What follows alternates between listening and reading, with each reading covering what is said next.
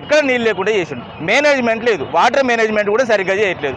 మేము 9 ఏళ్లలో మేము పరిపాలన చేసినామా, 9 ఏళ్ల పరిపాలన కొనసాగిస్తే చాలు, అంతే తప్ప కానీ ప్రతి దాంట్లో ఏలుపెట్టి అన్న అవినీతి జరిగింది, ఇల్లు అవినీతి జరిగింది, పాలనలో విషయం కలుపుతున్నాడు. బీఆర్ఎస్ ప్రభుత్వం 100% స్వచ్ఛమైన పాలన చేసింది, అవినీతి రహిత పాలన చేసింది.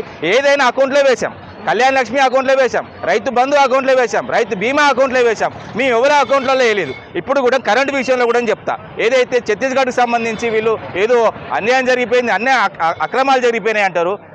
ఇది ఏదైతే government to government agreement, Chhattisgarh government నుంచి వెళ్ళి మన ప్రభుత్వం తెలంగాణ ప్రభుత్వం కరెంటు కొన్నది. ఏదైతే ప్రభుత్వం నుంచి ఆ ప్రభుత్వానికి చెక్కులు పోతాయి తప్ప ఇక్కడ ప్రైవేట్ వ్యక్తులు ఎవరు కూడా బాగుపడరు.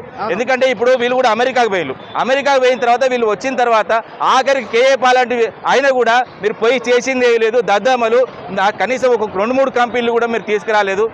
ఇంకోటి ఏంటంటే వీళ్ళు ఏదైతే ఈ విహారయాత్ర లాగా ఉన్నది తప్ప